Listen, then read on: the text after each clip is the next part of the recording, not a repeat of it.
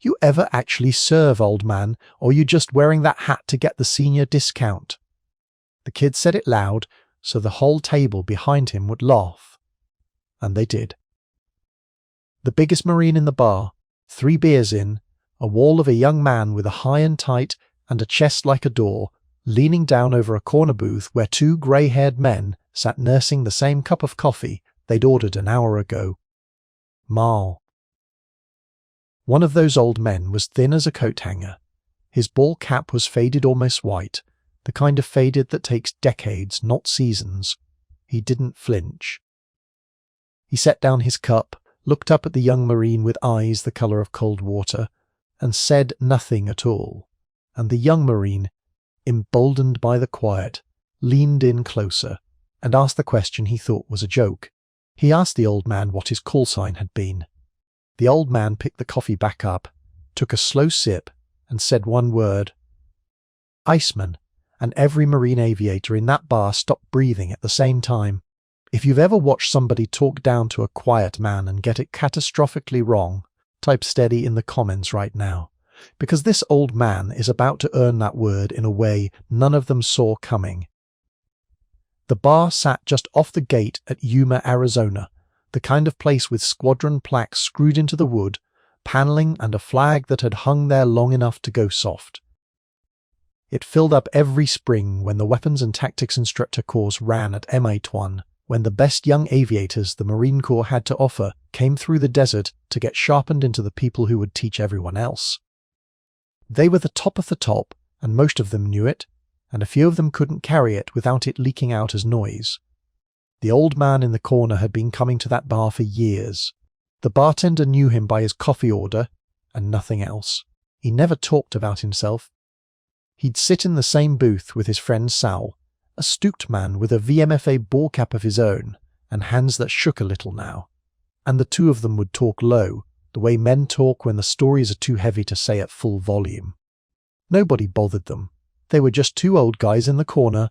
Furniture, almost. That was how the old man liked it. The young Marine's name was Mercer. Captain, an F-35B pilot, sharp as anybody who'd ever come through the schoolhouse, and twice as sure of it. He wasn't a bad man. That's the thing people get wrong about a night like this. They want the loud one to be a villain. And he wasn't. He was 28 years old, and the best he'd ever been at anything, surrounded by people who told him so, and somewhere along the way being good had curdled into being certain. He'd noticed the 2 old men in the corner the way you notice a chair, and when his buddies started ribbing him about respecting his elders, he decided to make a show of it. He walked over with that grin, the one that had always worked, and he started in. Asked the old man if he'd ever fired a weapon, asked if the hat was real. Asked, with the whole bar half watching. Now, whether the old man even knew what the patch on his own cap meant, Sal's jaw tightened. The old man just watched him, patient, unbothered. The way you watch weather, you have to understand what the old man was sitting on while the kid talked. Because the kid didn't know, none of them knew. They saw a frail man in a faded hat, and they filled in the rest the way people always do. Small life, small story, nothing under the surface. But the patch on that cap was the rattlesnake of VMFA 323, the Death Rattlers, and the man wearing it had flown the F-4B Phantom off the matting at Chulai when most of these kids' grandfathers were still in grade school. He'd flown it in 1967 and 1968 into the worst air over the worst valleys in the worst year anybody who was there will tell you about, and he'd come back from things that didn't have a name yet. He carried it all the way these men do, which is to say silently, folded up small and put away where it couldn't cut anybody but him. He didn't tell war stories. He told Sal stories, sometimes when it was just the 2 of them, and even then he left the worst parts in the spaces between the words.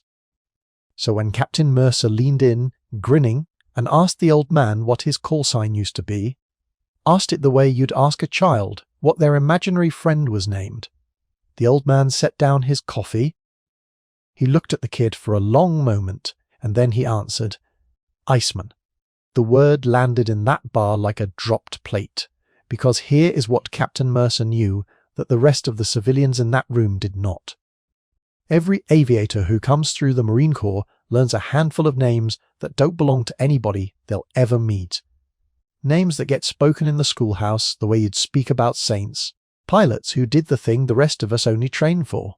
And in the gun lectures, in the section on what it means to hold your composure when the whole world is trying to kill you, and the radio is screaming, and your fuel is bleeding down toward nothing, there was a name they used. A call sign that had become a kind of standard, a thing instructors said when they wanted to describe the impossible, be Iceman about it. Captain Mercer had heard it a dozen times. He had said it himself. To nuggets, with no idea there had ever been a real man attached to it. He thought it was a figure of speech, and now a thin old man in a coffee shop ball cap had just claimed it like it was his own name, and the kid's grin was still half up on his face, caught between the joke he'd been telling and the cold thing climbing up his spine. If your own spine just went cold, type steady, one more time, because you're going to want to remember where you were sitting when the door opened. That's not funny, Mercer said, and his voice had lost something. You can't just... That's a real call sign. That's somebody real. The old man didn't argue. He never argued. He just held the kid's eyes and let the silence do the work. And the silence was terrible, because the kid wanted so badly to be told it was a coincidence, and the old man wasn't going to give him that. The whole bar was watching now. Sal had gone very still beside his friend, and it was Sal who got up, slow, one hand on the table to push himself standing, and walked toward the door with his phone already at his ear, saying something none of them could hear. Nobody noticed him go. They were all looking at the old man and the kid, locked together in the middle of the room. The loud, certain young man and the quiet one who hadn't raised his voice once. It might have ended there in awful stalemate, except that 9 minutes later the door opened and a man walked in who changed the temperature of the room before he'd said a word.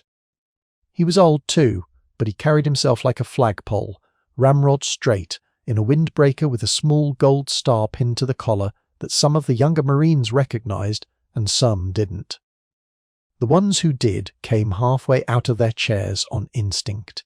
Retired Major General Frank Halloran had driven over from a base function, the second Sal called him, and he walked through that bar like he owned the desert it sat in, straight past Captain Mercer without a glance, and stopped in front of a corner booth.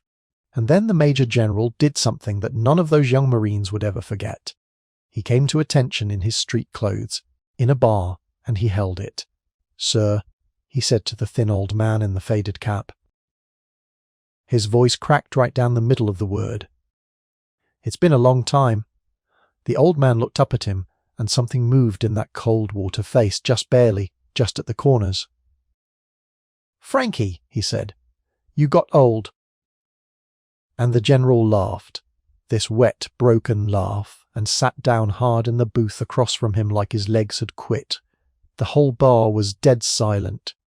Captain Mercer was standing exactly where he'd been, drink forgotten in his hand, watching a 2-star general fold up like a boy in front of the man he'd been mocking 60 seconds ago.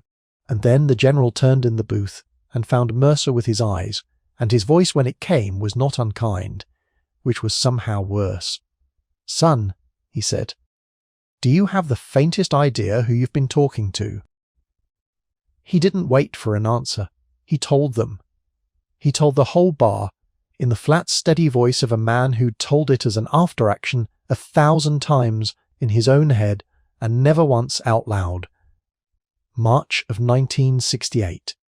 A flight of Phantoms out of Chu Lai, tasked over the Aishao Valley, into AAA, so thick the pilot said you could have walked on it, 37mm coming up in strings like burning rope. The flight lead took a hit on the run-in engine, then hydraulics, and went down hard into the green on the wrong side of nowhere. The rules said you came home. The fuel said you came home. Everything said you came home. And the man in the corner booth, a captain then, call sign Iceman, did not come home. He put his aircraft into a low orbit over a burning crash site with the whole valley shooting at him, and he stayed. He marked it. he suppressed. He talked a jolly green rescue bird down through the smoke with a voice so calm. The general said that the parajumpers swore later they thought it was a training run. He kept his cool when there was no cool left to keep, and he got the downed pilot out of that valley alive. And then, on his own egress, with his tanks near dry and the last of the guns finding him, Iceman took the hit he'd been spending the whole fight to keep off everybody else. He punched out into North Vietnamese hands, and he disappeared into Halala prison, the place the men inside it called the Hanoi Hilton. For 5 years, the general let that sit. Then he said, the part that took the legs out from under the room. 5 years, he said. They had 5 years to make him break, and they tried every day of it, and the men who were in there with him will tell you to your face that he never gave them anything but his name and that flat, cold voice. They called him Iceman in that prison too. Different reason, same man. He looked at the booth, at the thin old hand wrapped around a cooling cup of coffee, and his own voice finally broke all the way through. When they finally came home in 73, he walked off that airplane, and he never told a soul what he did out there, not once in 50 years. That's why you think it's a figure of speech, Captain. That's why you think it's not a real person. Because the real person never once asked you to know. And that should have been enough. It would have been enough. But the general wasn't finished, and what he said next is the thing that the people in that bar still can't talk about without going quiet. He turned back to Mercer Slow, and he looked at the kid the way you look at something you're about to break open. "What's your name, son?" he asked. "Your whole name." The kid's mouth was dry. "Mercer, sir. Captain Daniel Mercer." Something crossed the general's face, recognition, and then a kind of grief, and then something close to awe. "Mercer?" he repeated. "You wouldn't happen to be kin to a phantom driver named Dale Mercer, flight lead?" Shot down in the A Shao, spring of 68, and Captain Daniel Mercer, the biggest marine in the bar, the loudest, the surest, went the colour of old paper. "That's my grandfather," he whispered. He passed 2 years ago. He never talked about the war either. We knew he got shot down, we knew somebody got him out. He used to say he owed his whole life to a man he never got to thank. The general nodded slowly, and he didn't say anything, because he didn't have to.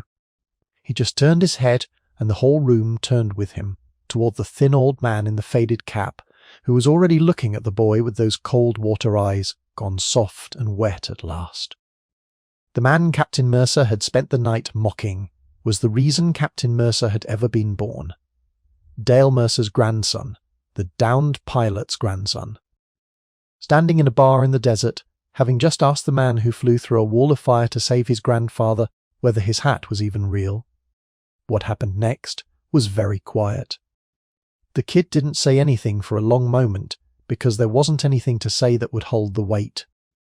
And then Captain Daniel Mercer, United States Marine Corps, set down his drink, and he came to attention in the middle of that bar the same way the general had, and his hand came up in a salute, and it was shaking, and his face was wet, and he didn't care who saw it. "Sir," he said, "I'm sorry. I'm so sorry. Thank you for my grandfather. Thank you for me." And the old man looked at this enormous weeping young Marine for a long moment, and then he did the thing that tells you everything about who he'd always been. He didn't make him hold it. He reached up with one thin hand, and he gently pushed the boy's saluting arm back down, and he said, in that flat, steady voice that had talked to rescue out of a burning valley and never broken in 5 years of hell, "Sit down, son. You've got your grandfather's face. Let me look at it a while." And the kid sat. And the two of them talked low in that corner booth for the rest of the night, the way men talk when the story is finally light enough to say out loud, while a major general wiped his eyes and the best young aviators in the Marine Corps stood around them in a loose, silent ring, not one of them able to speak. The old man came back to that bar the next spring, the spring after that, in the same faded cap, but it was never the same again, and that was the point. Now when the WTI students came through, Somebody always knew. Somebody always leaned over to the new kid and nodded toward the corner and said, "Lo, that's him. That's the real one." And the loud ones got quiet, and the quiet ones got quieter, and one by one over the years they'd find an excuse to walk past that booth and pause and say "sir," and mean it with everything they had. Captain Daniel Mercer flew his whole career on it. He named it in his own gun lectures. Years later, when he was teaching the next ones, not the call sign, the lesson. He'd tell a room full of cocky young aviators that the man with the least to prove is almost always the one you should be most afraid of underestimating, that the loudest man in the room has never once been the strongest, that somewhere out there right now is a frail old man in a faded hat who flew through fire for a stranger, then spent 50 years letting the world think he was nobody. Be quiet, he'd tell them. Be humble. And when it's your turn, when the whole world is screaming, and the fuel is gone, and everything in you says, run. Be Iceman about it. If this one reached you, if you've got somebody in your life like that old man in the corner, somebody who carries more than they'll ever say out loud, subscribe to the channel and type steady. One more time for every quiet hero still sitting in a corner booth somewhere, waiting for nothing, owed everything, asking only to be left in peace. The loud ones get the room, the steady ones get the legend. Hold the line,